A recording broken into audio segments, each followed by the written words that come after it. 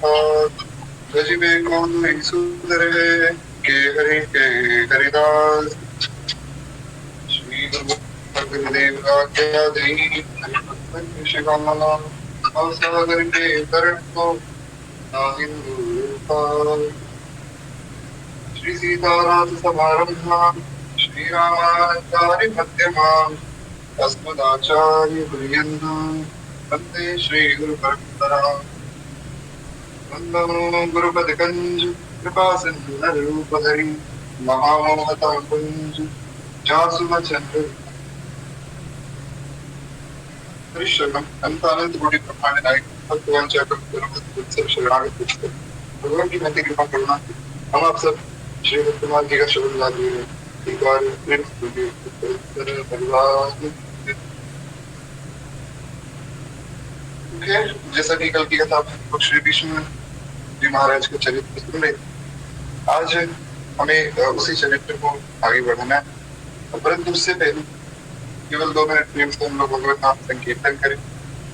श्री राम जय जय जय राम, श्री राम जय राम जय जय श्री राम जय जय जय राम, श्री राम जय राम जय जय सीताराम जय सीताराम, राधे श्याम जय राधे श्याम, जय सिया राम जय जय हनुमान, संकट मोचन कृपा निधान, गौरी शंकर सीताराम, राधे श्याम जय राधे श्याम, सीताराम जय सीताराम, श्री राम जय जय राम, श्री राम जय जय जय जय श्यामा जय जय श्याम, जय जय श्री वृंदावन धाम, श्री राम जय राम, सीताराम जय सीताराम, राधे श्याम जय श्याम, जय रघुनंदन जय सिया राम, जानकी वल्लभ सीताराम, राधा वल्लभ राधे श्याम, श्री राम जय राम, श्री राम जय जय राम, जय शंकर शरण जय बलराम, राधा वल्लभ राधे श्याम, जानकी वल्लभ सीताराम, श्री राम जय राम, श्री राम जय जय राम, कमला विमला अवध सरयू सीताराम, श्री राम जय सीताराम जय सीताराम, श्री राम जय राम, श्री राम जय राम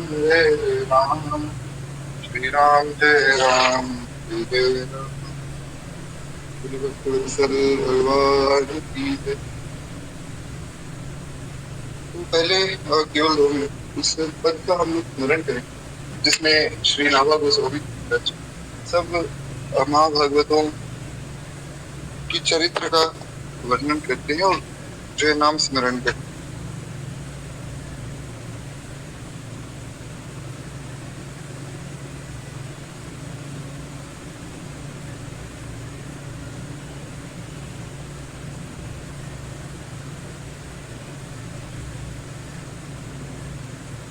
जी तो खैर एक बार प्रेम से बोलिए वत्सल भगवान की जय।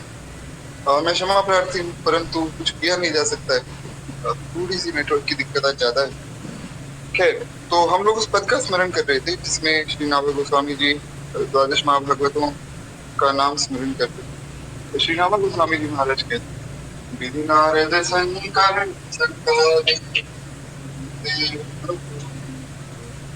नर हरिदास जनक बलि शुक्र अंतर्गत अनुचर हरि यश राम आदि मंजिलो मंगल श्रुता पावे अजामिल परम धर्म को जान इनकी कृपा और गुण सबके द्वादश पथ प्रधान इनकी कृपा और गुण द्वादश पथ प्रधान नारद शंकर संतादिक देव मनु। तो इस प्रकार हमने विधि नारद शंकर संतादिक कपिल देव मनु नर हरिदास जनक 8 चरित्र हमने सुने। कल हम श्री भीष्म पितामह जी का चरित्र सुन रहे थे। श्री नाभा गोस्वामी जी महाराज वर्णन करते कि भीष्म पितामह जी अपने सत्य व्रत का पालन करने में सबसे श्रेष्ठ, और एक वैष्णव को हमेशा सत्य का पालन ही करना चाहिए।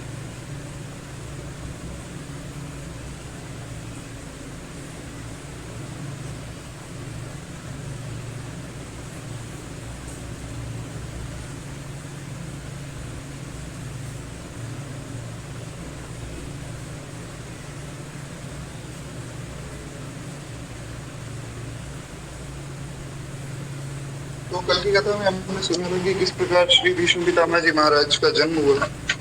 8 वसु थे। 8 वसु मतलब होते हैं जैसे देवताओं में अलग अलग श्रेणियां हैं। 49 मरुत होते और 12 आदित्य है, 11 रुद्र है। इस प्रकार 8 वसु। तो वे 8 वसु एक बार महाराज महर्षि वशिष्ठ की गाय चुराने के लिए, महर्षि वशिष्ठ के पास नंदिनी गाय थी जो कि बहुत ही अद्भुत गाय थी। और नंदिनी गाय का दूध ऐसा था जैसे अमृत। हालांकि हमारे यहाँ जो शास्त्रों में गाय का दूध अमृत माना गया, परंतु नंदिनी गाय की बात ही इतनी कामधेनु की बेटी, कामधेनु गाय केवल देवताओं के पास है।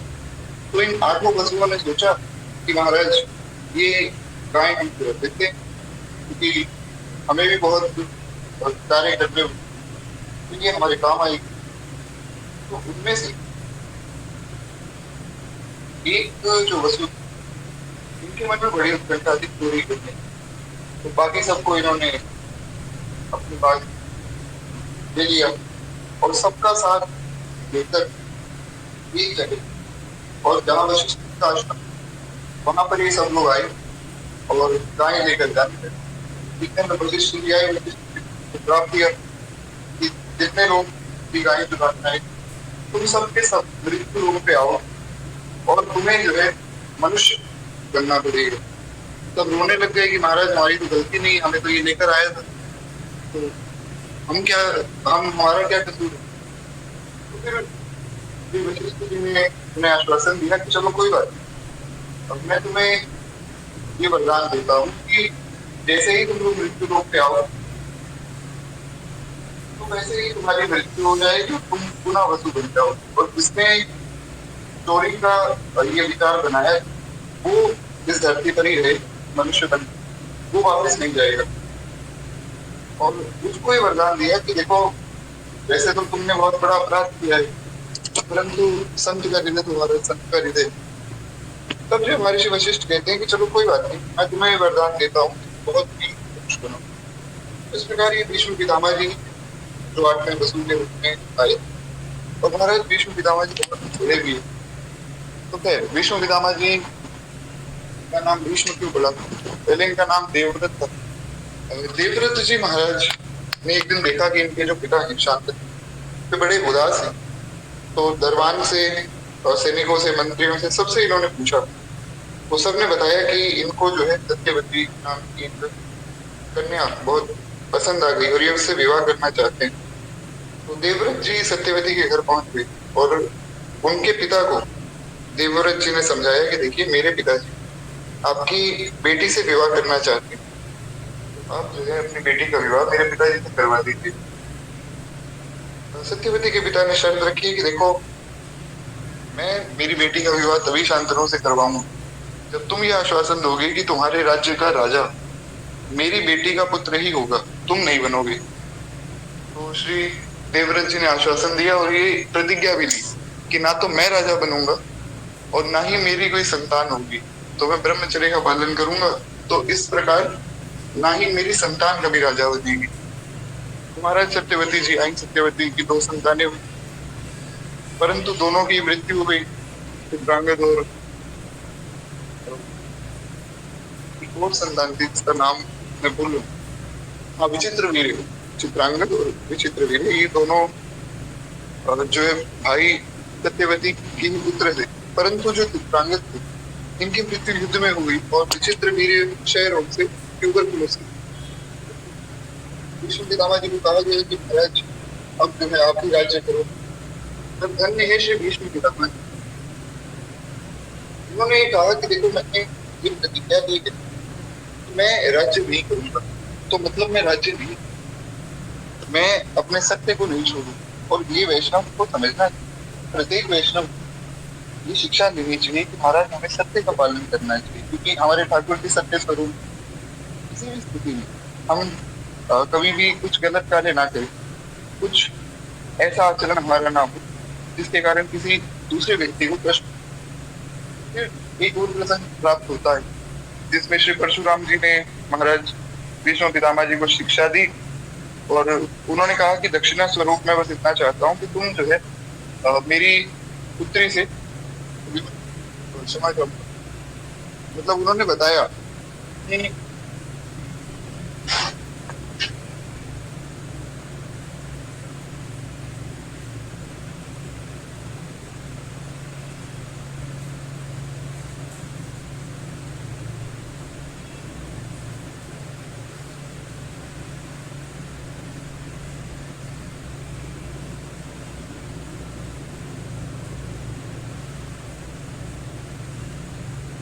श्री सीताराम, एक बार ये बताइए कि क्या मेरी आवाज आ रही है?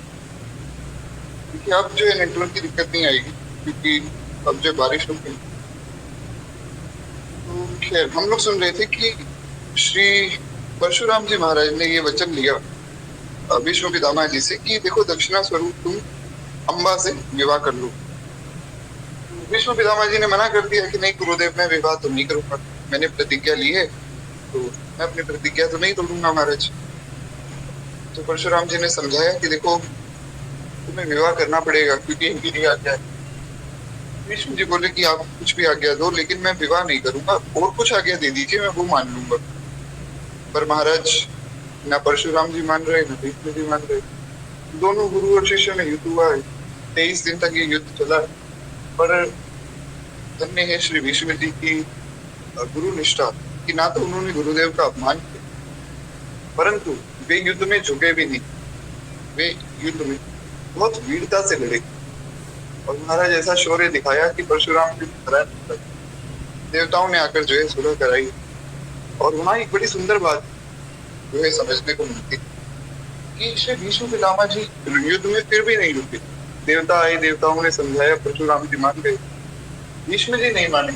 भीष्म जी ने कहा कि महाराज, मैं अपना क्षत्रिय धर्म कैसे त्याग करूं? क्षत्रिय का धर्म है कि अगर कोई उसे युद्ध में ललकारे तो उसे जो है युद्ध करना चाहिए। परंतु फिर जब ब्रह्मा जी आए, ब्रह्मा जी ने समझाया, तब बात बनी। तो कहने का चाहिए कि व्यक्ति को कभी भी अपना धर्म, अपना सत्य नहीं त्यागना चाहिए। धर्म ना दूसरा सत्य समाना। गोस्वामी जी ने तो यहाँ तक कहा कि भैया, सत्य से बड़ा कोई धर्म जीवन में ईमानदारी हमारे है। एक बार तो इनसे बोलिए श्री भीष्म पितामह जी महाराज की है।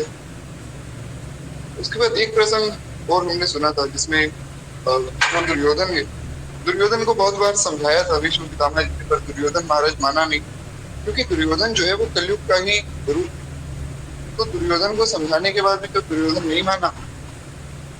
तब भीष्म जी ने पांडवों को वरदान दिया था कि देखो, मैं मारूंगा नहीं, क्योंकि तुम मुझे बहुत प्रिय हो, क्योंकि तुम धर्म का साथ दे रहे हो, परंतु मैं तुम्हारी ओर से लड़ूंगा भी नहीं, क्योंकि महाराज धृतराष्ट्र और दुर्योधन ये दोनों मेरे पालक हैं। ये दोनों ही मुझे अपने पास रखते हैं और इनके यहाँ ही मैं भोजन करता हूँ। तो इसलिए मैं इनसे धोखेबाजी तो नहीं कर सकता, पर मैं तुम्हें भी नहीं मारूंगा। तो इस प्रकार इनका स्नेह तो पांडवों से था, परंतु इनको रहना पड़ा कौरवों के साथ। खैर, यहाँ तक हमने कल की कथा सुनी, आज हमें आगे बढ़ना है। तो कहते कि महाराज भीष्म जी ज्ञानी, दृढ़ प्रतिज्ञ, धर्म विदित, सत्यवादी, विद्वान, राजनीतिज्ञ, उदार, जितेंद्रिय और अप्रतिम योद्धा होने के साथ साथ भगवान के अनन्य भक्त भी थे। ये सब गुण तो हैं, अच्छी बात, परंतु सबसे बड़ा गुण है कि वे भगवान के भक्त थे महाराज। अब देखिए, जैसा कि कल भी हमने चर्चा की थी कि वे बहुत बड़े वीर योद्धा तो थे ही, साथ में वे बहुत ज्ञानी भी थे। मैंने आपको महाभारत का एक प्रसंग भी सुनाया था, जब भीष्म पितामह जी वानों की शैया पर लेटे थे, तब उस समय का वो आगे भी शायद आएगा, तो तब देख लेंगे। तो ये बहुत बड़े ज्ञानी भी थे। इनकी प्रतिज्ञा तो हमने देखी, गुरुजी ने कहा कि तुम विवाह कर लो, लेकिन फिर भी इन्होंने प्रतिज्ञा नहीं तोड़ी। घर में कोई राज्य करने के लिए राजा नहीं बचा, फिर भी प्रतिज्ञा नहीं तोड़ी। तो दृढ़ प्रतिज्ञा भी, साथ के साथ सत्यवादी भी है, विद्वान भी है। अब विद्वान है तो महाराज राजनीति में भी निपुण है, और हृदय से उदार भी है, और जितेंद्रिय भी है। आजीवन ब्रह्मचर्य का पालन कर रहे हैं तो जितेंद्रिय तो है। परंतु सबसे बड़ी बात है कि भगवान के अनन्य भक्त हैं। भक्तमाल में इनका चरित्र क्यों आया? बहुत से वीर हुए महाराज, सबका चरित्र भक्तमाल में तो नहीं लिखा हुआ। भक्तमाल में चरित्र इसलिए है क्योंकि ये भगवान के बहुत बड़े भक्त। श्री कृष्ण महाराज को साक्षात भगवान के रूप में सबसे पहले भीष्म जी ने ही पहचाना। भगवान को भगवान के रूप में भीष्म जी ने ही देखा महाराज। ऐसे इतने महान भक्त थे, क्योंकि जब विश्वामित्र जी श्री राम और श्री लक्ष्मण को लेकर जनक जी की सभा में पहुंचे, तो वहां गोस्वामी जी लिखते हैं, जाकी रही भावना जैसी, प्रभु मूरत देखी दिन तैसी। कहते हैं जिसकी जैसी भावना थी वो वैसे ही भगवान को देख रहा था। जो भक्त थे वो भगवान को भगवान के रूप में देख रहे थे, उनको भगवान भगवान के रूप में दिख रहे थे। क्योंकि दिखाने वाले तो श्री ठाकुर जी है ना, वे जो चाहे वो दिखाते। जो दुष्ट थे उनको अपने काल के रूप में दिख रहे थे। जो अभिमानी राजा थे उनको भगवान राजाधिराज पट्टाभिराम के रूप में दिख रहे थे। इस प्रकार सबको अलग अलग रूप में भगवान दर्शन दे रहे थे। हालांकि भगवान एक ही थे, पर अलग अलग रूप में दिख रहे थे। उसी प्रकार यहाँ भी श्री कृष्ण भगवान जब आए तो सबसे पहले भीष्म पितामह जी ने उनको पहचाना। ये ऐसे कहें कि भगवान ने सबसे पहले भीष्म जी पर ही कृपा की। तो इस प्रकार के इतने उच्च कोटि के महात्मा है श्री भीष्म पितामह जी, कोई साधारण भक्त नहीं। खैर, एक बार प्रेम से बोलिए श्री भीष्म पितामह जी महाराज की जय। तो बड़ा अद्भुत इनका चरित्र है। वास्तव में जो भक्ति का चरित्र है वो अब आरंभ होता है। तो अब जो है थोड़ा सावधानी से हम लोग सुने, क्योंकि ये जो भजन इन्होंने किया है बड़ा सुंदर है। भजन बड़ा सूक्ष्म होता है। किसी भी प्रकार भगवान का स्मरण हम करें वो भजन बन जाता है। तो भीष्म पितामह जी का भजन कैसा था ये हमें आज सुनना। तो कहते हैं कि महाराज धर्मराज के राजसू यज्ञ में युधिष्ठिर के ये पूछने पर कि अग्र पूजा किसकी होनी चाहिए, भीष्म जी ने स्पष्ट शब्दों में कहा कि तेज, बल, पराक्रम तथा अन्य सभी गुण श्री कृष्ण में सर्वश्रेष्ठ और सर्वप्रथम है। मतलब सारे गुण जो है भगवान श्री कृष्ण में है, और भगवान सर्वश्रेष्ठ भी है और सर्वप्रथम भी है। इसलिए सबसे पहले पूजा जो है भगवान की जाए। तो वहां उन्होंने स्पष्ट करके सबको बताया भी कि सबसे पहले पूजा भगवान की करो, क्योंकि भगवान है। तो वहां भीष्म पितामह जी ने सबको सचेत कराया। भीष्म की आज्ञा से सहदेव द्वारा भगवान कृष्ण की पूजा होने पर शिशुपाल जब बिगड़ा और बाकी भी राजा बिगड़े, तो उत्तेजित होकर वे कहने लगे। अब हुआ क्या कि महाराज भीष्म जी ने कह दिया कि भाई सबसे पहले भगवान कृष्ण की पूजा करो।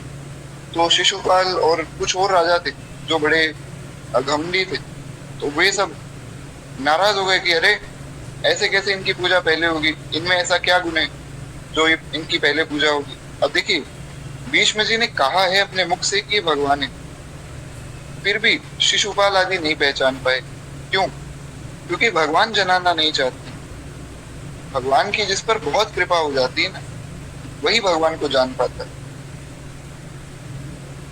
इसलिए श्री वाल्मीकि महर्षि कहते हैं, सोई जानत जेहि देहु जनाई, जानई तो महि तुम्हें होई जाई। कहते हैं प्रभु आपको वही जान सकता है जिसको आप जानते हैं। भगवान की कथा वही सुन सकता है जिसको भगवान कथा सुनाते हैं। भगवान का नाम वही ले सकता है जिसको भगवान नाम का उपदेश करते हैं। भगवान के धाम में वही जा सकता है जिसको भगवान बुलाते हैं। तो ये सब कृपा की बातें, इसमें हमारा कोई बल नहीं। अगर एक कोई साधक सोच रहा है कि महाराज मेरे बल से मैं कथा में बैठा हूँ या नाम जप रहा हूँ, तो ये एक मूर्खता है, क्योंकि करने कराने वाले श्री ठाकुर जी क्या है। तो एक बार प्रेम से बोलिए भक्त वत्सल भगवान की जय। इस प्रकार भगवान के सामने बैठकर और सुनकर अपने कानों से कि भीष्म पितामह जी क्या कह रहे हैं, फिर भी शिशुपाल नहीं पहचान पाए। और कुछ राजा और भी थे, वे भी महाराज भगवान को नहीं पहचान पाए। तो ये खूब चिल्लाने लगे कि अरे ऐसे कैसे पूजा इनकी कर दोगे, पहले हम भी यहाँ बैठे हैं, हम में क्या कमी, महाराज हमारी पूजा करो। तो कलयुग में भी आपको ऐसे बहुत से लोग दिखते होंगे जो ऐसे उल्टी सीधी बातें करते, अरे मंदिर की क्या आवश्यकता है, स्कूल बनवाओ, स्कूल में सब लोग जाएंगे, पढ़ाई करेंगे, आगे बढ़ेंगे। हालांकि वे लोग स्कूल नहीं जाते, पर क्या। तो ऐसे लोगों से बचना चाहिए। ऐसे लोगों से बहसबाजी करके कोई मतलब नहीं, इनसे बचना चाहिए। तो अब यहाँ हुआ क्या कि ये सब कहने लगे कि इस घमंडी बूढ़े को पशु की तरह काट डालो या इसे खोलते हुए तेल की कढ़ाई में डाल दो। अब देखिए कितनी अभद्र भाषा है, इसको एक बार मैं पुनः भी नहीं दोहरा सकता। ये कितनी अभद्र भाषा का प्रयोग यहाँ इन्होंने किया है कि महाराज इनको काट दो, इनको कढ़ाई में डाल दो, और वो भी एक वैष्णव के लिए। तो इसीलिए तो शिशुपाल को भगवान ने मारा कि वो इतना बदतमीज था कि वो वैष्णवों की निंदा करता था। भगवान को अपनी निंदा से कोई फर्क नहीं पड़ता, लेकिन भगवान को वैष्णव निंदा से बहुत फर्क पड़ता है महाराज। इसीलिए बहुत ध्यान रखना चाहिए प्रत्येक व्यक्ति को कि कहीं कोई वैष्णव अपराध ना बन जाए, कहीं कोई वैष्णव निंदा ना हमसे हो जाए। बहुत सावधानी से इस मार्ग पे चला जाता है। खैर जी बिल्कुल, जब राम मंदिर बन रहा था उस वक्त भी ऐसे बहुत से लोग खूब आगे आए थे। खैर क्या ही कहा जाए ऐसे लोगों को। तो कहते हैं कि इस प्रकार जब ऐसे अभद्र शब्द इन्होंने कहे, तब भीष्म जी ने कुछ भी ना घबराकर स्वाभाविक तेज से कहा, हम जानते हैं कि कृष्ण ही समस्त लोगों की उत्पत्ति और विनाश के कारण।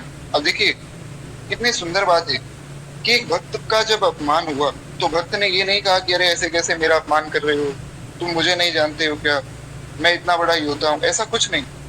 उन्होंने भगवान की बात बतानी शुरू कर दी। ये एक भक्त का स्वभाव है, भक्त कभी अपने मान अपमान की परवाह नहीं करता।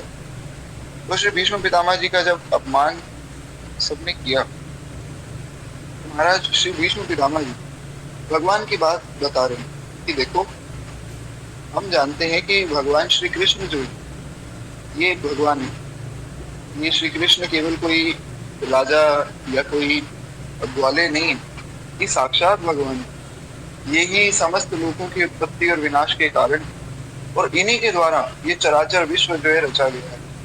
यही अव्यक्त प्रकृति कर्ता और सर्वभूतों से परे सनातन ब्रह्म है। यही सबसे बड़े पूजनीय है और जगत के सारे सद्गुण इन्हीं में ही प्रतिष्ठित है। सब राजाओं का मान मर्दन करके हम श्री कृष्ण की अग्र पूजा करते हैं और यही हमने की है। तो जिसे यह मान्य ना हो वो जो है श्री कृष्ण के साथ युद्ध करने के लिए तैयार हो जाए। अब देखिए एक यहाँ शरणागति का रहस्य, वैसे तो ये बड़ी गहन बात है, तो ये सब बातें बहुत कृपा से ही समझ आती, भगवत प्रेरणा हुई है तो चलिए कह देते। एक बार प्रेम से बोलिए भक्त वत्सल भगवान की जय। बहुत सावधानी से समझिएगा इस बात, बड़ी ऊंची बात है। यहाँ पर भीष्म पितामह जी ये भी कह दे सकते थे कि भैया जिसको भगवान कृष्ण की अग्र पूजा से दिक्कत है वो ऐसा करो कि वो मुझसे युद्ध कर लो, आज फैसला हो जाएगा। कि किसकी अग्र पूजा होगी और किसकी नहीं, और भीष्म पितामह जी से कौन जीत सकता है। जैसा कि मैंने कल की कथा में भी आपको बताया था कि भीष्म पितामह इतने शक्तिशाली थे कि स्वयं उन्होंने अपने मुख से कहा है कि सब देवता मिलकर भी मुझे नहीं हरा। तो भीष्म पितामह ने ये क्यों नहीं कहा कि जो इस पूजा को नहीं मानते वे मुझसे युद्ध करें, और अगर युद्ध में जीत गए तो भगवान कृष्ण की पूजा प्रथम नहीं हो। उन्होंने ये क्यों कहा कि भगवान से युद्ध करो। यहाँ पर एक शरणागति का रहस्य भी प्राप्त होता है। शरणागत जो भी करता है वो भगवान के निमित्त करता है। तो इसीलिए उसमें उसका भाव ये होता है कि कर्ता कार्यता सब भगवान है, हम कुछ नहीं कर रहे, करने कराने वाले सब श्री ठाकुर जी। और जब ऐसा भाव शरणागत करता है तो फिर वहां से एक बात स्पष्ट हो जाती है, महाराज जब करने वाले श्री ठाकुर जी तो ठाकुर जी को करना दिया जाए कार्य। इसलिए अपना मान पुष्ट ना, इस कारण से श्री विष्णु पितामह जी कहते हैं कि भगवान से युद्ध करो, जो भी युद्ध करना चाहता है भगवान से युद्ध करे। इसलिए यहाँ श्री विष्णु जी ने कहा कि शरणागति का बहुत ऊंचा रहस्य। तो ये सब बातें जो धीरे धीरे गुरु कृपा से जब अंतःकरण शुद्ध हो जाता है तब ये सब बातें समझ आती हैं। खैर, आप सबका अंतःकरण तो वैसे ही बड़ा शुद्ध है क्योंकि आप तो नित्य ही भगवान की कथा सुनते हैं, और मैं एक पापी हूँ, मैं आप लोगों के आशीर्वाद से समझ जाऊँ, तो इस प्रकार समझना चाहिए। खैर, कहते हैं कि इस प्रकार अगर किसी को महाराज कोई दिक्कत है तो भगवान से युद्ध कर लो। श्री कृष्ण सबसे बड़े हैं, सबके गुरु हैं, सबके बंधु हैं तथा सब राजाओं में पराक्रम में श्रेष्ठ है।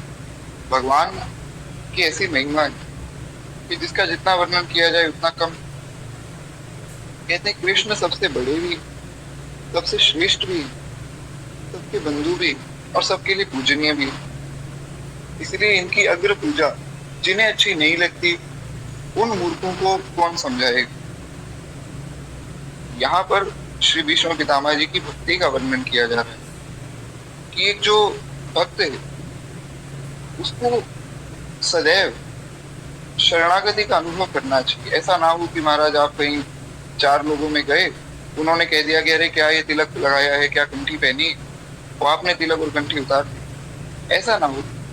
अगर हम भगवान के हैं तो महाराज कंठे की चोट पे बिल्कुल पूर्ण रूप से भगवान के, और वास्तव में हमें संसार से लेना ही क्या, संसार किसी काम का नहीं।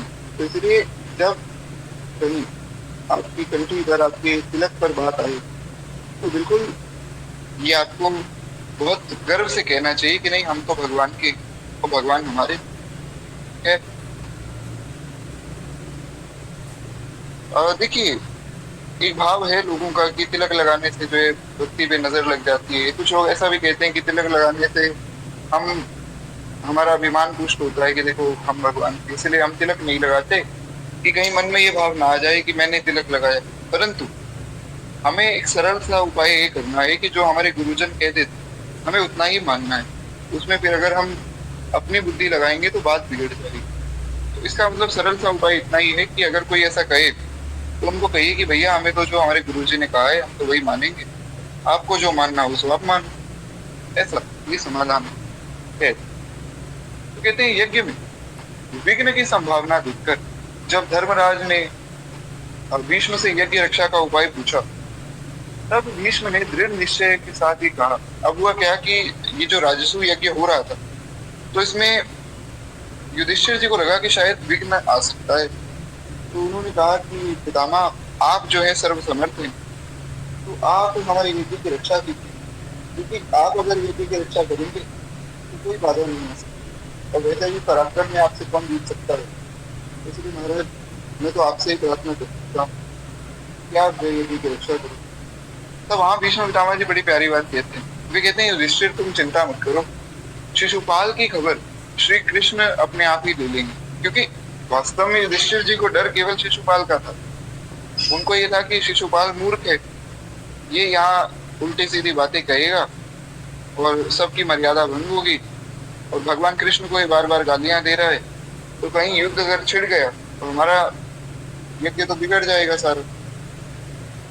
तो वहां फिर आश्वासन दिया है श्री विष्णु जी ने कि तुम निश्चिंत हो जाओ, भगवान अपने आप जो है इसकी खबर ले लेंगे। यहाँ से एक बात हमें समझनी चाहिए कि अगर आपको कोई कुछ कह रहा है या कोई कुछ ऐसी बात बता रहा है जो आपको भजन से दूर करे, तो उस व्यक्ति से दूर हो जाना चाहिए। उससे बहसबाजी करके या फिर उससे कोई शास्त्रों के प्रमाण लेकर कोई मतलब नहीं, क्योंकि वो नहीं मानेंगे तो वो भगवान पर छोड़ देना चाहिए।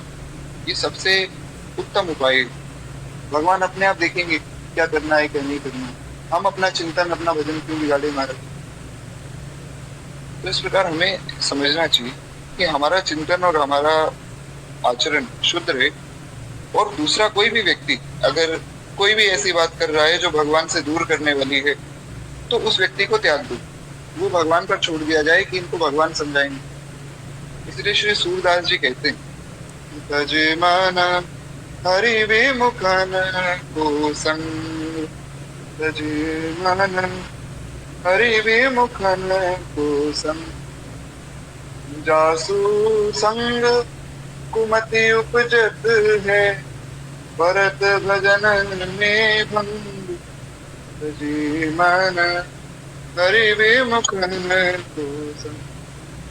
कहते हैं जिनके संग से कुमति का जो है प्रादुर्भाव हमारे मन में होता है, जिनके संग से हमारे अंदर कुमति आती है, भगवान के प्रति, गुरुदेव के प्रति, इस मार्ग के प्रति अश्रद्धा हो जाती है, मन में लगता है कि अरे ये तो भगवान की लीला तो बड़ी गलत है, ऐसी चीजें आ जाती है। वैष्णव, बहुत ऐसे वैष्णव दास ने देखे तो भगवान की लीला में ही संशय करने लग गए। क्यों? क्योंकि उनका संग बड़ा खराब था। तो इसलिए ऐसे लोगों का संग त्याग दिया जाए तुरंत। श्री गोस्वामी जी तो यहाँ तक कह रहे हैं, प्रिय नाराम वैदेही जाके, प्रिय नाराम वैदेही, तजिए ताहि कोटि वैरी तम, यद्यपि परम स्नेही जाके, प्रिय नाराम वैदेही। कहते हैं तजिए ताहि कोटि वैरी सम, यद्यपि परम स्नेही, चाहे वो तुम्हारा कोई परम स्नेही क्यों ना हो, चाहे कोई अपना ही क्यों ना हो, जिसको भगवान प्रिय नहीं है या जो भगवान के खिलाफ, संतों के खिलाफ बोलता हो, तुरंत त्याग दो, उस व्यक्ति का त्याग कर दो। क्योंकि हम केवल भगवान के हैं, भगवान केवल हमारे, और जो भगवान से दूर करेगा उससे हम स्वयं ही दूर हो जाए महाराज। तो इस प्रकार हमें समझना है। तो युधिष्ठिर जी को यही समझाया है पितामह भीष्म ने कि देखो ये शिशुपाल मूर्ख है, और अगर तुम इसके चक्कर में पड़ोगे तो तुम यज्ञ आदि से सबसे दूर हो जाओगे, भगवान के प्रति अश्रद्धा हो जाए। इसलिए इस पर तुम ज्यादा ध्यान मत दो, ये सब भगवान पर छोड़ दो। इसके साथ भगवान अपने आप देख लेंगे कि किस प्रकार इसका समाधान करना है, तुम तो अपने यज्ञ पर ध्यान लगाओ। इसी प्रकार वैष्णव को समझना चाहिए कि हम ऐसे मूर्ख लोगों से ना उलझे, हम अपने भजन पे ध्यान लगाएं, आगे बाकी सब बात भगवान पर छोड़ दें। तो खैर इस प्रकार जो है समझा जा सकता है। खैर एक बार प्रेम से बोलिए भक्तवत्सल भगवान की जय। तो इस प्रकार जो है भीष्म जी ने समझाया है। अंत में शिशुपाल ने फिर महाराज 100 अपराध पूर्ण किए, कथा आप सबको ज्ञात है। भगवान कृष्ण ने शिशुपाल की माता जी को कहा था कि बुआ जी देखो, शिशुपाल की 99 गलतियां तो मैं माफ कर दूंगा, लेकिन जिस दिन इसने मुझे 100 गाली दे दी, बस उस दिन फिर आपका बेटा नहीं बचेगा। तो शिशुपाल का नियम था, सुबह उठता था, उठते ही भगवान कृष्ण को 99 गालियां देता था। आज महाराज भगवान की लीला हुई तो आज तो पूरी हो गई। हालांकि ये भी सब भगवान की इच्छा से हुआ, क्योंकि ऐसा कौन व्यक्ति है जो भगवान को कुछ बुरा कह दे, इतनी किसकी हिम्मत। तो ये सब भगवान की लीला ही है। तो आज इसने जो है 99 गालियां दी, और सबने कहा कि बस अब रुक जा, 99 हो गई, 100 होते ही बात बिगड़ जाएगी। बोला अरे ऐसे कैसे बात बिगड़ जाएगी, 100 क्या, मैं तो 101 गाली दूंगा, मैं तो 110 गाली दूंगा। जैसे ही महाराज 100वां अपराध हुआ है, भगवान ने शिशुपाल का कल्याण किया है, और शिशुपाल मर्दन भगवान का नाम पड़ा। खैर बोलिए शिशुपाल मर्दन भगवान की जय। इस प्रकार भगवान ने शिशुपाल का वध किया। कहते हैं महाभारत के युद्ध में भगवान श्री कृष्ण ने शस्त्र ना ग्रहण करने की प्रतिज्ञा ली। अब ये कथा बड़ी प्यारी है। भगवान ने प्रतिज्ञा ली, भगवान ने कहा कि देखो मैं युद्ध में सम्मिलित तो हूँ ही, पर मैं शस्त्र नहीं उठाऊंगा। क्यों महाराज, आप शस्त्र क्यों नहीं उठाएंगे? भगवान ने कहा कि क्योंकि अगर मैंने शस्त्र उठा लिए तो फिर दूसरा कोई शस्त्र उठाने योग्य बचेगा नहीं। इतनी किसकी हिम्मत की महाराज हमारे सामने शस्त्र उठा ले? मुझे श्री इंद्रेश जी महाराज की कथा तो आप लोग सुनते ही होंगे, तो उनकी काफी रील्स आती हैं। कथा तो खैर मैं नहीं सुन पाता हूँ, समय का थोड़ा अभाव रहता है, पर उनकी रील्स में काफी मतलब बढ़िया बढ़िया बातें भी बताते हैं। तो उनकी एक बड़ी प्यारी रील आई, उसमें वे भगवान का वर्णन कर रहे थे कि भगवान अपने सब सखाओं से कह रहे हैं कि भैया हम जय जय हैं, हमें प्रणाम करो। मतलब मैं भगवान हूँ, मुझे प्रणाम करो। ये भगवान का स्वभाव था कृष्ण लीला में। भगवान हर एक काम करके अपने सखाओं से, माता यशोदा से, नंद बाबा से, सबसे कहते कि मैं भगवान हूँ, मुझे प्रणाम करो, मेरी पूजा करो। और सब लोग उनको डांट देते। तो एक बड़ी प्यारी बात उन्होंने कही कि एक लीला है, वो लीला तो पूरी कह नहीं सुन सकते, हमें का भाव। पर वहां भगवान ने एक बड़ी सुंदर बात कही। भगवान ने कहा कि भैया सबसे बड़े जय जय तो हम हैं, हमसे बड़ा जय जय कौन, हमसे बड़ा भगवान कौन आ गया? एक पुंडरीक नाम का व्यक्ति भी जो भगवान बना घूम रहा था, उसका भी भगवान ने बाद में वध किया। तो वो भगवान को ही चैलेंज कर रहा था। वो क्या करता था कि भगवान के सामने आता था और भगवान बन के तो नकली सुदर्शन चक्र ले लिया, सिर पर मुकुट ले लिया और आकर भगवान को चैलेंज करता कि अरे आज फैसला हो जाए, ये कृष्ण भगवान है या मैं भगवान हूँ। अब भगवान हंसते कि मेरे सामने आकर मुझका मेरा ही स्वरूप धारण करके मुझे ही चैलेंज कर रहा है, कैसा मूर्ख है।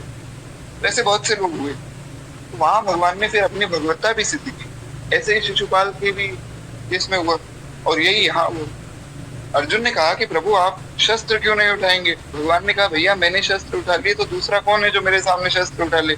मैं तो शस्त्र उठाते ही युद्ध खत्म कर दूंगा, तो इसलिए मैं शस्त्र नहीं उठाऊंगा युद्ध। अब तुम देख लो तुम्हें किसको चुनना है।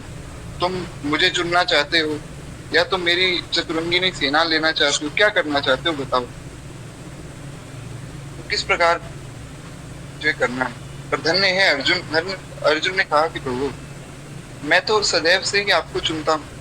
अब आप शस्त्र उठाओ ना उठाओ उससे कोई मतलब नहीं, पर आप हमारे हैं, हम आपके हैं, हम तो इतना ही जानते हैं। ऐसा भाव जिस दिन मन में आ जाएगा उस दिन तो भगवान प्रत्यक्ष आपके साथ लीला करेंगे। क्योंकि भगवान केवल भक्ति का नाता मानते। भगवान ने शबरी माता को भी यही कहा कि देखो तुम ये मत सोचो कि मैं शब्र जाति की हूँ, मैं नारी हूँ, मैं आदम हूँ, ये सब बातें मत सोचो। रघुपति सुनु भामिनी बाता, मानहु एक भगति करनाता। भगवान कहते हैं कि ये भामिनी मैं तो केवल एक भक्ति का नाता मानता हूँ और मेरे भक्त पर कभी भी कोई संकट में आने नहीं देता।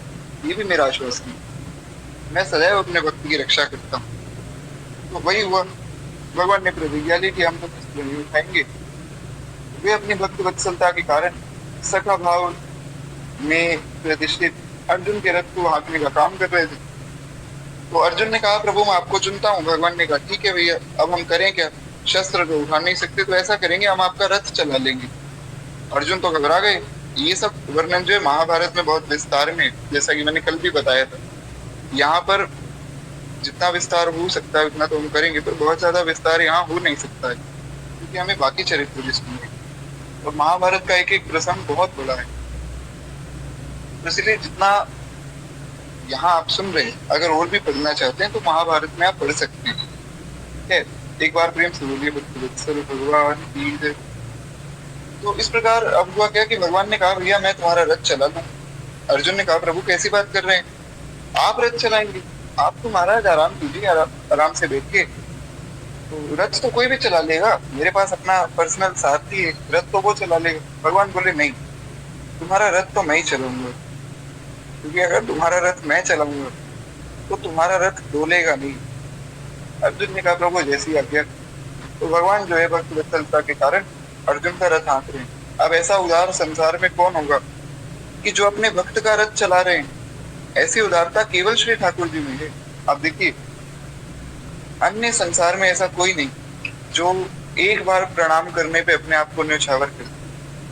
बहुत से तो ऐसे भी लोग हैं जिनके पास थोड़े बहुत पैसे आ जाते हैं, तो कोई प्रणाम भी करता है तो उसकी तरफ देखते नहीं, सिर उठा के खड़े रहते हैं। हाँ, कोई प्रणाम ना करे तो भड़क जाते हैं, अरे मुझे प्रणाम नहीं किया। संतों के पास भी जाते हैं तो संतों को दूर से हाथ जोड़कर महाराज जी दंडवत, और वहां उनके सामने भी सर उठा के खड़े रहते हैं। तो संसारी लोग ऐसे हैं। और भगवान कितने करुणा में, शास्त्रों में वर्णन है कि महाराज एक बार जो व्यक्ति भगवान को प्रणाम कर ले, केवल एक बार प्रणाम कर ले, भगवान अपने आप को न्यौछावर कर देते हैं उसके ऊपर। इतना मधुर स्वभाव भगवान। इसलिए श्री गोस्वामी जी ने कहा विनय पत्रिका में, सुनि सीतापति शील सुभाव। वे बड़ा प्यारा एक पद लिखते हैं, कहते हैं कि महाराज सुनि सीतापति शील स्वभाव, मुद नमन तन पुलक नयन जल, सोनर खे हर खाव, सीतापति शील स्वभाव, सीतापति शील स्वभाव। गोस्वामी जी कहते हैं कि सीतापति यानी कि भगवान के शील स्वभाव को सुनकर जिसके मन में, जिसका मन प्रफुल्लित नहीं होता है, जिसका मन आनंदित नहीं होता है, शरीर में रोमांच नहीं उत्पन्न होता है, वो व्यक्ति तो मनुष्य कहलाने योग्य ही नहीं। कैसी करुणा है भगवान में। भगवान अपने भक्त के लिए सारथी बन गए। पहले के समय में सारथी को ऐसे नहीं कहा जाता था कि भैया लेफ्ट में चलो, राइट में चलो, इतना विशाल युद्ध हो रहा है, इतनी आवाजें हैं, किसको क्या सुनाई देता है। तो भगवान को अर्जुन ने कहा कि प्रभु मैं आपको बताऊंगा कैसे कहाँ जाना है। भगवान ने कहा कोई बात नहीं, अगर तुम्हें जो है दाएं मुड़ना हो, दाएं मतलब राइट, तो तुम जो है मेरे दाएं कंधे पर अपनी लात मार देना, और अगर बाईं ओर जाना हो तो बाएं कंधे पर लात मार देना महाराज। अर्जुन घबरा गए, बोले प्रभु, हाथ जोड़ के अर्जुन खड़े हो गए, रोने लग गए, प्रभु कैसी बात कर रहे हैं आप, अरे मैं आपकी पूजा करता हूँ, आप कह रहे हैं मेरे कंधे पर लात मार देना। प्रभु ये कैसी बात है, मैं ऐसा नहीं करूंगा। भगवान ने समझाया कि अर्जुन देखो युद्ध है, युद्ध में ऐसा करना पड़ेगा, तुम निश्चिंत हो जाओ, तुम्हें कोई अपराध नहीं लगेगा। बोले भैया अपराध की बात ही नहीं है, मैं आपको लात मारूंगा कैसे। भगवान बोले तुम निश्चिंत होकर लात मारो, हमें कोई आपत्ति नहीं। ऐसी करुणा कहाँ मिलेगी महाराज, केवल श्री भगवान में ऐसी करुणा है। अपने भक्त के लिए भगवान सारथी बन गए, भक्त की लातें खा रहे हैं, फिर भी महाराज प्रसन्न है। ये केवल श्री ठाकुर जी का स्वभाव है। इसलिए गोस्वामी जी ने कहा मोद न मन तन पुलक नयन जल, सोनर खेहर खाओ, सुनि सीतापति शील स्वभाव। ऐसा जो है श्री भगवान का स्वभाव। खैर किसी भी रूप में आप देखिए भगवान का ऐसा ही स्वभाव सदैव रहता है। तो इस प्रकार कहते हैं एक बार भीष्म जी ने दुर्योधन के कहने सुनने से पांचों पांडवों को मारने के लिए 5 बाण की प्रतिज्ञा की। अब हुआ क्या कि युद्ध चल रहा था, 10 दिन हो गए, तो भीष्म पितामह ने, वैसे ही सभा में भीष्म पितामह जी आदि सब लोग बैठे थे, तो हुआ क्या कि दुर्योधन जो है इसने सोचा कि महाराज हमें अगर कोई जिता सकता है तो केवल भीष्म पितामह है जो जिता सकते हैं। मैंने कल भी आपको बताया कि अगर कौरवों के साथ भीष्म जी ना होते, द्रोणाचार्य जी ना होते, फिर तो युद्ध पहले दिन में ही खत्म था, क्योंकि द्रोणाचार्य जी जो है अर्जुन के गुरु हैं, तो अर्जुन अपने गुरुदेव पे तो बाण चलाएगा नहीं, और भीष्म पितामह जी तो महाराज भीष्म पितामह जी, उन पे कोई बाण चला सकता नहीं। तो भीष्म पितामह जी के कारण ये युद्ध थोड़ा सा बचा और कौरवों की इज्जत बची, वरना ये कर्ण आदि और दुर्योधन आदि कुछ भी नहीं है अर्जुन के सामने। कर्ण केवल ऊंची ऊंची बातें करता था, करता कुछ भी नहीं था, तो ना ही वो कुछ कर सकता था। वो मुहावरा कहा जाता है ना, ऊंचा मकान फीका पकवान, तो वो बात कर्ण का वही स्वभाव था कि वो बस व्यर्थ की बातें करता रहता था, मैं ऐसा कर दूंगा, मैं वैसा कर दूंगा, कुछ भी नहीं कर सकता था। तो भीष्म पितामह जी का स्मरण हुआ दुर्योधन को, इसने कहा कि अगर कोई जिता सकता है तो भीष्म जी। तो इसने थोड़ा सा उनको आंखों में आंसू भर के, और कलयुग है, दुर्योधन साक्षात कलयुग का रूप है, तो सब चालाकियां तो इसको आती हैं, तो इसने क्या किया, आंखों में आंसू भर लिए और भीष्म पितामह जी के पास बैठ गया बोला कि पितामह आप तो मुझसे प्रेम ही नहीं करते। भीष्म जी बोले, अरे दुर्योधन कैसी बात करते हो, मैं तुमसे प्रेम क्यों नहीं करूंगा भला। बोला, नहीं मैंने देखा है आप पांडवों से ज्यादा प्रेम करते हैं, मुझसे आपका प्रेम नहीं है। आप अगर मुझसे प्रेम करते तो आप मेरी तरफ से लड़ते। तो भीष्म जी ने कहा कि भैया 10 दिन तो हो गए, तेरी तरफ से ही लड़ रहा हूँ। बोला, नहीं आप जो है मेरी तरफ से लड़ तो रहे हैं, पर आप मन से नहीं लड़ रहे हैं। अगर इतना ही है आपको मुझसे प्रेम, तो क्यों नहीं मार देते पांडवों को। तो इस प्रकार बहुत सी उल्टी सीधी बातें करके इसने बहला फुसला के भीष्म जी को भड़का दिया। हालांकि अंदर की बात ये है कि भगवान का भक्त कभी ऐसी बातों में आता नहीं, पर भीष्म पितामह इसलिए आए क्योंकि भगवान की ही लीला है। क्योंकि हुआ क्या कि जब भगवान ने प्रतिज्ञा ली थी कि मैं शस्त्र नहीं उठाऊंगा, उस समय भीष्म जी ने भी प्रतिज्ञा ली कि महाराज मैं तो आपसे शस्त्र उठवाऊंगा, मैं देखता हूं कैसे शस्त्र नहीं उठाते हो। तो भगवान ने सोचा मैं अपने भक्त की वाणी छूटी कैसे जानूं, मेरे भक्त ने कुछ कहा है तो वो सत्य होना चाहिए। तो इसलिए भगवान ने सारी लीला रची। तो इसने दुर्योधन महाराज चालाकी से भीष्म पितामह को भड़का दिया। भीष्म पितामह जी ने कहा कि आज मैं प्रतिज्ञा लेता हूँ कि कल के कल मैं 5 वाहनों का आवाहन करता हूँ। इन 5 बाणों का आवाहन करता हूँ, और इन 5 बाणों से कल के कल 5 पांडवों को मार दूंगा।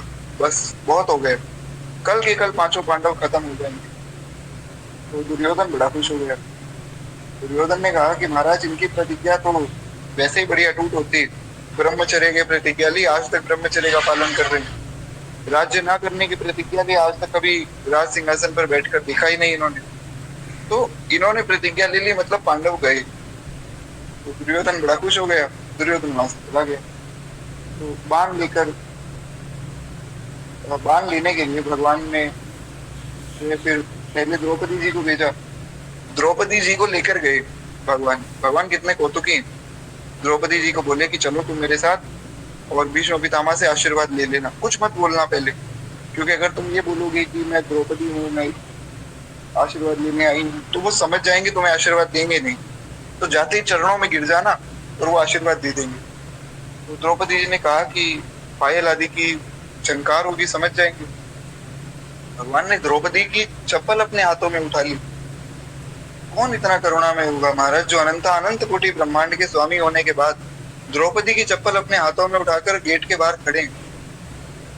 तो द्रौपदी जी आई, भीष्म जी के चरणों में गिर गई। भीष्म जी ने पहले पूछा कि भैया कौन आया है जो चरणों में प्रणाम कर रहा है, पर द्रौपदी कुछ बोली नहीं। द्रौपदी ने चरण पकड़ लिए। भीष्म पितामह जी ने देखा कि कोई जो कन्या है, तो आशीर्वाद दिया, सौभाग्यवती भव। तब द्रौपदी उठी तो महाराज भीष्म जी ने देखा कि अरे ये तो द्रौपदी है, अभी तो मैंने प्रतिज्ञा ली कि 5 पांडवों को मारूंगा, ये द्रौपदी मेरे सामने आ गई, मैंने वचन दे दिया। तो निश्चित रूप से ये द्रौपदी तो नहीं सोच सकती ऐसा, ये तो महाराज एक ही व्यक्ति सोच सकता है, वो है भगवान। ऐसी चाल तो केवल भगवान चल सकती है, क्योंकि भगवान स्वयं कहते हैं कि जो छल करता है उसके लिए मैं जुए के समान हूँ। जो मुझसे छल करता है, मैं ऐसा छल करता हूँ कि फिर वो कहीं का नहीं रहता। जैसे यहाँ भगवान ने किया, तो श्री भीष्म जी समझ गए कि इनके साथ निश्चित रूप से भगवान आए। फिर भगवान ने कहा कि कोई बात नहीं, आप निश्चिंत होकर कल युद्ध में आना, कल के कल देखेंगे। 5 बाण भी भगवान ने वहां से ले लिए। कथा सब आपको ज्ञात है, अब बहुत ज्यादा विस्तार करने का थोड़ा समय नहीं, तो हमें थोड़ा आगे बढ़ना चाहिए। एक बार प्रेम से बोलिए भक्तवत्सल भगवान की जय। तो इस प्रकार भगवान ने 5 बाण भी ले लिए और भीष्म जी से आशीर्वाद भी दिलवा दिया। तो भीष्म जी की जो प्रतिज्ञा है एक तरह से वो टूटने वाली। अब हुआ क्या कि अगला दिन युद्ध का दिन आया। भीष्म जी ने अर्जुन के ऊपर बाण चलाया। भीष्म जी ने कहा आज तो बस अर्जुन को मैं मार दूंगा। भगवान ने प्रतिज्ञा ली थी कि मैं बाण नहीं उठाऊंगा, मैं कोई शस्त्र उठाऊंगा ही नहीं। भीष्म जी ने कहा था कि आपसे शस्त्र उठवाऊंगा। तो भीष्म जी बोले कि बस आज तो मैं अपनी प्रतिज्ञा पूर्ण करूंगा ही, आज मैं भगवान से शस्त्र उठवाऊंगा, मारूंगा नहीं अर्जुन को, क्योंकि वे भी जानते हैं कि महाराज अर्जुन जैसे महात्मा को मैं क्यों मारूं। भीष्म पितामह बहुत बड़े वैष्णव हैं। तो टीवी सीरियल आदि में ऐसा दिखाया जाता है कि भीष्म जी सबको मारने के लिए बड़े उत्सुक थे, ऐसा कुछ भी नहीं। वे जानते हैं कि सब पांडव वैष्णव हैं, एक वैष्णव होकर कोई दूसरे वैष्णव को क्यों मारेगा? ये तो सोचना भी अपराध है। इसलिए भीष्म जी मारना नहीं चाहते, वे तो जान के बस बाण चला रहे थे कि भगवान घबरा जाए। तो भीष्म जी ने महाराज बाण चलाए, और जैसे ही बाण चलाए तो अर्जुन घबरा गया कि बस अब तो मैं गया, भीष्म जी के बाणों का सामना कैसे करूं। और यहाँ से भगवान थोड़ी देर तो बैठे रहे, जब देखा कि अर्जुन डर से कांप रहा है, भगवान उठे। अब तो महाराज जो भगवान का स्वरूप है, भगवान के मस्तक पर पसीना है, तो भगवान को बहुत गुस्सा आ गया। कहते हैं कि भीष्म के प्रण की रक्षा करने के लिए दूसरे दिन भक्त वत्सल भगवान को अपनी प्रतिज्ञा तोड़नी पड़ी। जगतपति पीताम्बरधारी वासुदेव कृष्ण बार बार सिंहनाद कर रहे हैं और हाथों में रथ का टूटा हुआ चक्का लेकर भीष्म की ओर बढ़ रहे हैं। और भगवान ऐसे दौड़े जैसे वनराज सिंह गरजते हुए विशाल गजराज की ओर दौड़ता है, जैसे एक हाथी दूसरे हाथी की तरफ दौड़ता है ना लड़ने के लिए जंगल में, वैसे भगवान आज दौड़े। हाथ में जो है टूटा हुआ पहिया एक रथ का भगवान के, और भगवान दौड़ रहे हैं। भगवान कहते हैं कि तू बड़ा भीष्म बना है, तू मारेगा अर्जुन को, आज मैं देखता हूं कि कैसे अर्जुन को तू मारे। महाराज भगवान का विकराल स्वरूप प्रकट हो गया। भगवान का पीला दुपट्टा कंधे से गिर पड़ा, पृथ्वी डोलने लगी। भगवान को गुस्सा आ जाए तो सारा संसार डोलने लग जाता है, तो पृथ्वी कांपने लग गई, डोलने लग गई। और सेना में चारों ओर से भीष्म मारे गए।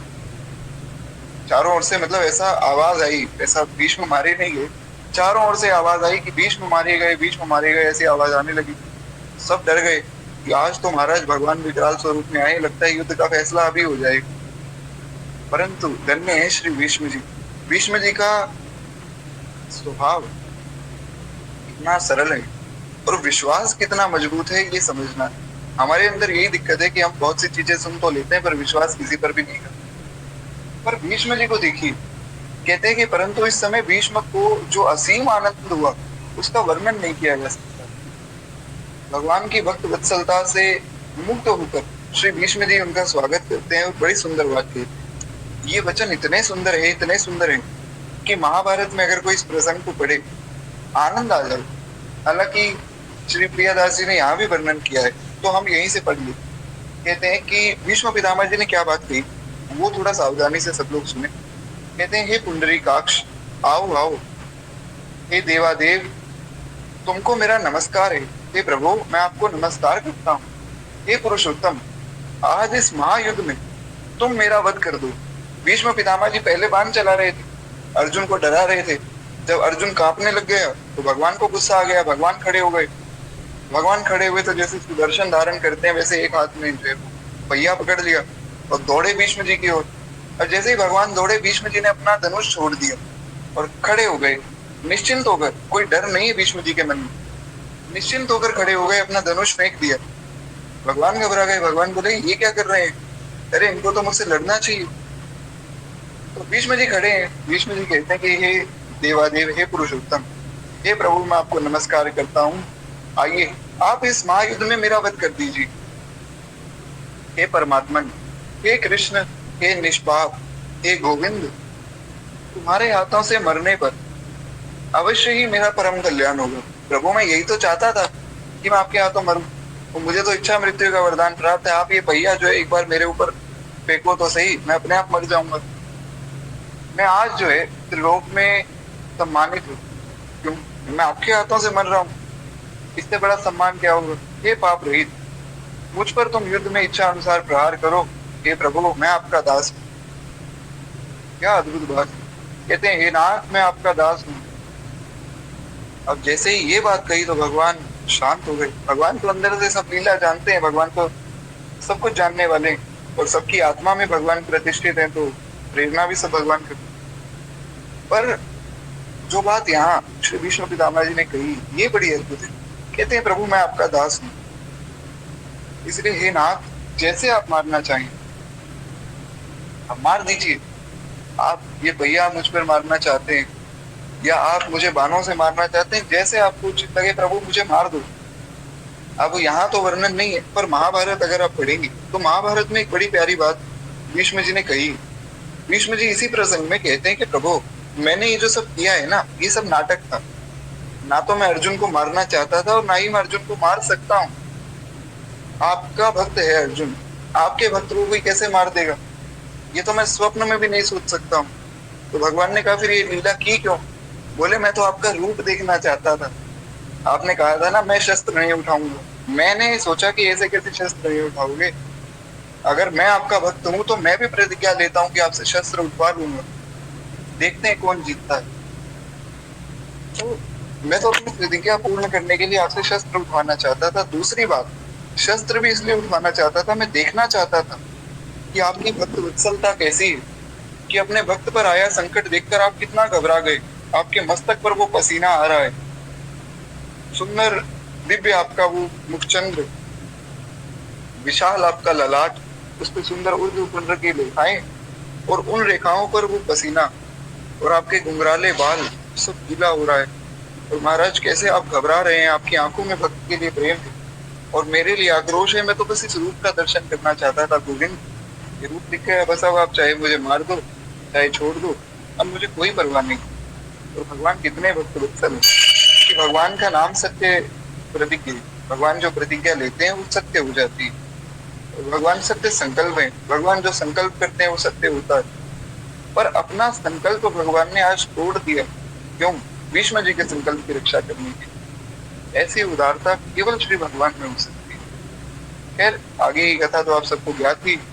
अर्जुन पीछे से दौड़कर आए, भगवान के पैर पकड़ लिए और उन्हें बड़ी मुश्किल से फिर जो अर्जुन ने समझाया। तो सब आगे की लीला सबको ही ज्ञात है, लेकिन यहाँ से जो हमें सुनना है वो है भगवान की शरणागति की महिमा और भगवान के भक्त वत्सल स्वभाव। कितना सुंदर भगवान का स्वभाव। खैर एक बार प्रेम से बोलिए भक्त वत्सल भगवान की जय। तो इस प्रकार भगवान ने अपनी भक्त वत्सलता को प्रकट किया है। और उसके बाद जो है कुछ एक प्रसंग हम और सुने, क्योंकि भीष्म जी का चरित्र तो बहुत बड़ा है, ये तो कल भी पूर्ण नहीं होगा शायद, नहीं कल पूर्ण हो जाएगा। तो भीष्म जी का चरित्र बाकी कल सुनेंगे, एक प्रसंग हम और सुने, उसके बाद वाणी को विश्राम देंगे। कहते हैं अंत में शिखंडी सामने जो है बाण न चलाने के कारण अर्जुन के बाणों से जो है विंध कर भीष्म पितामह बाणों की शैया पर गिर गए। ये कथा तो सबको ही याद है। शिखंडी को सामने लाया गया क्योंकि श्री भीष्म पितामह ने प्रतिज्ञा ली थी कि शिखंडी के सामने मैं युद्ध में कभी भी शस्त्र नहीं उठाऊंगा और कोई भी बाण आदि नहीं चलाऊंगा। तो अंत में भगवान ने कहा भाई शिखंडी को लाओ और भीष्म पितामह जी को शांत कराओ, ऐसे ही लड़ते रहेंगे तो युद्ध खत्म ही नहीं होगा। तो शिखंडी को सामने लाया गया और फिर भीष्म पितामह ने वहां अपने शस्त्र छोड़ दिए।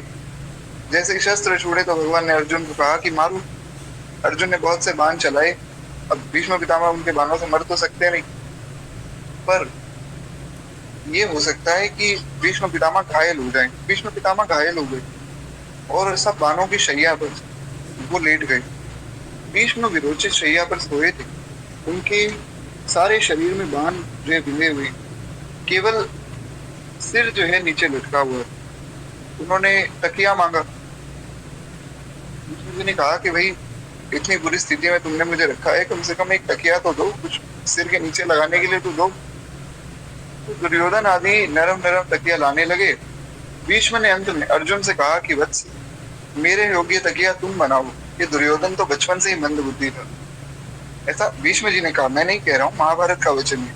भीष्म जी ने कहा ये बचपन से ही मंद बुद्धि है। अरे मैं बाणों की शैया पर लेटा हूँ, मैं कोई मुकमल के गद्दे पे थोड़ी सो रहा हूँ, बढ़िया नरम तकिया ला रहा है। तो अर्जुन को कहा कि अर्जुन तुम समझदार, तुम मेरे लिए जो है बढ़िया तकिया बनाओ। तो अर्जुन ने जो है शोक रोककर, यानी कि अर्जुन तो रो रहे थे कि मैंने अपने पितामह पर बाण चलाई, तो अर्जुन ने अपना शोक रोका और शोक रोककर 3 बाण उनके मस्तक के नीचे इस तरह मारे कि सिर तो ऊंचा उठ गए और वे बाण जो है तकिए का काम देने लगे। इस प्रकार मतलब उन्होंने बाण चलाए कि फिर उन तकिए उन बाणों के ऊपर आके सिर को भी बैलेंस मिल गए। तो भीष्म जी बड़े प्रसन्न हुए और भीष्म जी कहते हैं कि अर्जुन हे पुत्र, तुमने मेरे रणशैया के योग्य ही तकिया देकर मुझे प्रसन्न कर लिया। यदि तुम मेरी बात ना समझकर दुर्योधन की तरह दूसरा तकिया दे देते तो मैं तुमसे नाराज हो जाता और तुम्हें श्राप दे देता कि इतना समझदार होने के बाद, इतना बड़ा योद्धा होने के बाद भी अर्जुन कैसे ऐसी बेवकूफी कर सकता है। पर तुमने वो की नहीं। तुम वास्तव में समझदार हो। और ये दुर्योधन और कर्ण, ये वास्तव में मंदबुद्धि। इनको जो कहा जाए ये हमेशा उल्टा ही करते हैं। तो ये सब महाभारत के वचन है, मैं अपने मन से कुछ नहीं कह रहा हूँ। तो वहां पर एक बात स्पष्ट हुई कि महाराज जो भगवान का भक्त होता है वो स्वतः ही ज्ञानी हो जाता है, उसको कोई ज्ञान देने की आवश्यकता नहीं। आप नाम जप करना शुरू कीजिए, अपने आप सब कुछ स्मरण होता रहे। ऐसे ऐसे महात्मा हुए जो केवल भगवान का नाम जपते थे, कभी उन्होंने कुछ पढ़ा ही नहीं। तो जब पढ़ाते थे तो ऐसा पढ़ा देते थे कि क्या कहा जाए। जैसे कोई कबीरदास जी महाराज, कबीरदास जी ने कभी कुछ नहीं पढ़ा, बस एक ही बात मन में थी, नहीं छाड़ा बाबा राम नाम, राम नाम नहीं छोड़ूंगा और कुछ भी हो जाए। और कबीरदास जी ऐसे महान भक्त हुए कि बड़े से बड़े विद्वान नतमस्तक हो जाते। तो इस प्रकार श्री भीष्म जी ने भी कहा कि अगर तुम ऐसा ना करते तो मैं तुम्हें श्राप दे देता, तुमसे नाराज हो जाता। पर तुमने जो है क्षत्रिय धर्म का दृढ़ता से पालन किया है और क्षत्रिय धर्म में दृढ़ रहने वाले क्षत्रियों को रंगारंग में प्राण त्याग करने के लिए इसी प्रकार की बाण शैया पर चलना चाहिए। यानी कि जब युद्ध होता है तो अगर कोई ऐसी शैया बनाई जाए तो उसमें इसी प्रकार की शैया बनाई जाती जो जितने भी बाण चलाए थे, बाणों की शैया पे ही एक वीर को सोना चाहिए ताकि उसकी वीरता सिद्ध हो कि बाणों की शैया पर गए। ये मतलब बहुत रिस्पेक्ट जैसे किसी को दी जाती है, जैसे हमारे आर्मी ऑफिसर हैं तो उनको हम जो है और तो कुछ नहीं कर सकते उनके लिए, तो उनको सदैव हम प्रणाम करते हैं कि भाई इनका जो बलिदान है बहुत बड़ा है। तो उनके रिस्पेक्ट में बहुत से उनको अवार्ड दिए जाते हैं। तो वो अवार्ड उनको तो नहीं मिल रहे, वो तो भैया गया, लेकिन वो इसलिए दिया जाता है कि उस व्यक्ति की वीरता सिद्ध की जाए कि कितना वीर था। इसलिए जो है उसे अवार्ड दिया जाता है कि इन्होंने इतना बड़ा काम किया तो इनके लिए अमुक अवार्ड है, अमुक अवार्ड है। इस प्रकार वही बात यहाँ पर भी श्री भीष्म पितामह बताते हैं। कहते हैं भीष्म जी शरशैया पर बाणों से घायल पड़े थे। ये देखकर अनेक कुशल जो है शस्त्र वैद्य बुलाए गए और वे बाणों को निकालकर मरम पट्टी करने लगे, घावों को ठीक करने लगे। पर अपने इष्ट देव भगवान कृष्ण को सामने देखते हुए मृत्यु की प्रतीक्षा में वीर शैया पर शांति से सोए हुए भीष्म जी ने मना कर दिया। बोले मेरा कोई इलाज मत करो, क्योंकि मैं इलाज चाहता ही नहीं, मैं तो मरना ही चाहता हूँ। भगवान सामने है और इतना बढ़िया जो है बाणों की शैया दी हुई, ऐसा अवसर कौन छोड़ेगा। मैं तो चाहता हूँ मैं मर जाऊं। क्यों अंत समय में भगवान की याद की जाती है, मेरे तो सामने भगवान खड़े। अरे इतना तो करना स्वामी जब प्राण तन से निकले, गोविंद नाम लेकर तब प्राण तन से निकले। भक्त तो यही प्रार्थना करता है कि हे प्रभु इतनी कृपा हो जाए कि जब भी मेरे तन से प्राण निकले तो आपका नाम लेकर श्री गंगा जी का तट हो या यमुना का वंशी वट हो, श्री गंगा जी का तट हो या यमुना का वंशी वट हो, मेरा सांवरा निकट हो जब प्राण तन से निकले, नाम तो करना स्वामी प्राण तन से निकले। तो इस प्रकार भीष्म जी ने भी सोचा कि महाराज भगवान सामने हैं तो मैं क्यों ये अवसर गवाऊं। श्री भीष्म जी ने मना कर दिया कि मेरा कोई इलाज ना किया जाए, अब मुझे प्राण त्यागने। परंतु वहां भगवान ने फिर मुझे युधिष्ठिर को कहा है कि भाई ज्ञान गुप्त हो जाएगा इतना बड़ा, तो तुम जो है भगवान से तुम जो है भीष्म पितामह से ज्ञान ले लो। तो जो जो बातें तुम सीखना चाहते हो धर्म के बारे में वो सब भीष्म जी से सीख लो। अब वो किस प्रकार जो है सबको शिक्षा देते हैं वो कल की कथा में सुनी। आज पानी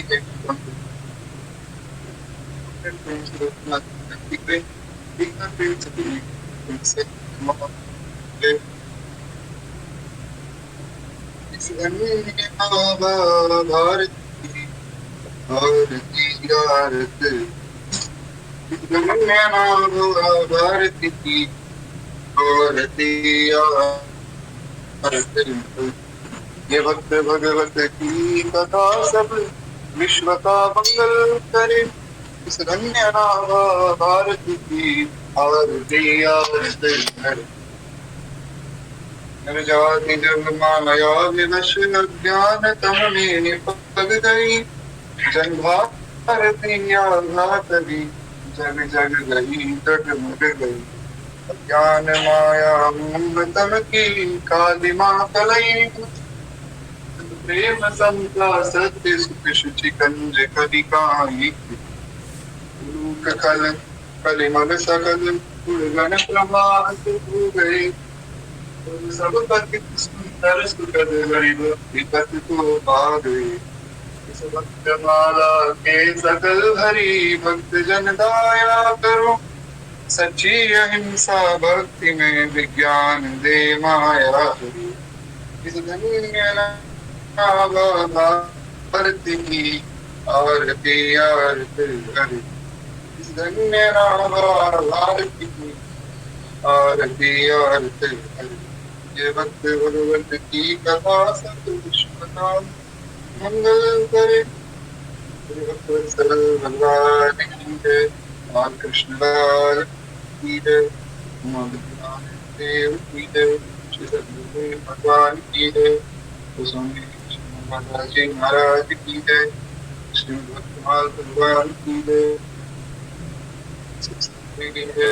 भक्त की जय। आज के आनंद की जय। नमो पार्वती पतये हर हर